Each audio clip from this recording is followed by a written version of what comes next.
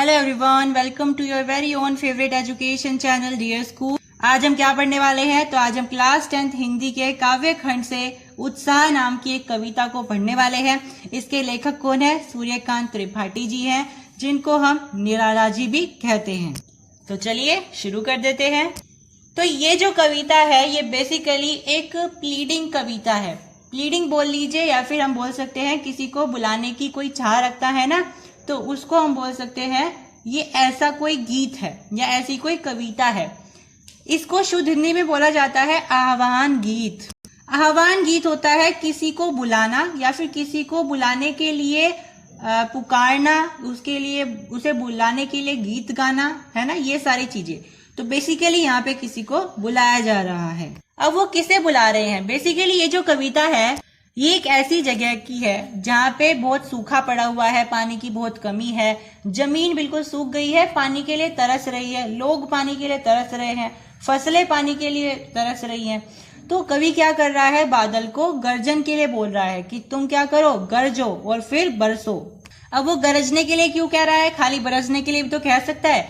उसके अनुसार गरजने से हमारे अंदर उत्साह पैदा होता है, गरजने से एक मोटिवेशन आती है, हम एनर्जेटिक हो जाते हैं।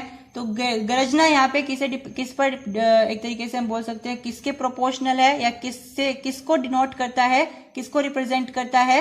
गरजना रिप्रेजेंट करता है इंस्पायरेशन को, या हम बोल सकते हैं मोटिवेशन को या एनर्जी को। तो एक तरीके की ये क्या है? ये ऊर्जा है। गरजना एक ऊर्जा दर्शा रहा है। अब जो कवि है वो क्या कह रहा है कि ये जो बादल है ना, ये ऐसे दिखाई दे रहे हैं जैसे छोटे छोटे बच्चों के घुंघराले बाल होते हैं ना, ऐसे, यानी बिल्कुल काले हैं और छोटे छोटे बच्चों के जैसे बाल होते हैं ना, काले रंग के घुंघराले से, तो बिल्कुल ऐसे दिखाई दे रहे हैं। तो यहाँ पे कवि ने कौन सा अलंकार इस्तेमाल किया है? मानवीकरण अलंकार। मानवीकरण अलंकार में क्या होता है? हम किसी नॉन लिविंग थिंग की तुलना किससे करते हैं? इंसानों से करते हैं, यानी मानवों से करते हैं। तो यहाँ पे बादलों की तुलना किससे की गई? छोटे बच्चे से, यानी इंसान से की गई है।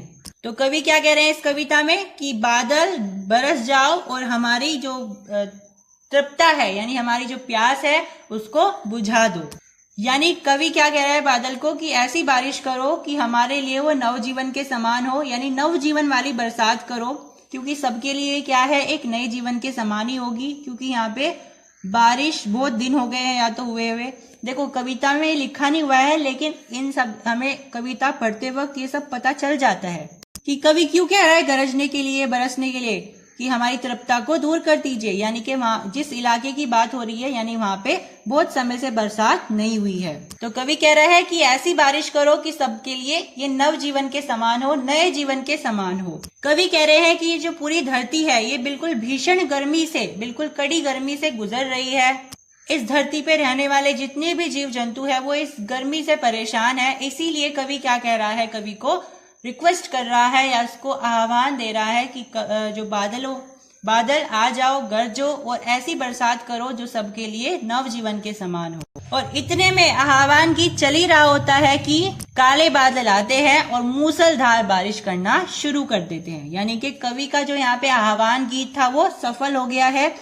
उनकी आह्वान गीत की वजह से बादलों ने उनकी सुन ली है और बादल आ करके बरसने लगे हैं। तो यहाँ पे उनके आह्वान गीत का सक्सेस हो गया है। तो इस लेसन में कुछ डिफिकल्ट वर्ड्स भी यूज हुए हैं, जैसे कि आभा। आभा का मतलब होता है चमक। यानी कि कवि क्या कह रहा है बादलों को कि गरजो और आभा के साथ गरजो, यानी चमक के साथ गरजो, ताकि सबके अंदर क्या हो जाए? ऊर्जा बैठ जाए। एक शब्द इस्तेमाल हुआ है उन्मन। उन्मन का मतलब होता है गर्मी। धाराधर का मतलब होता है बादल। उर का मतलब होता है हृदय। और विद्युत छवि का मतलब होता है नवजीवन या नया जीवन। So I hope you understood it. Hope you have liked the session and subscribe to Dear School.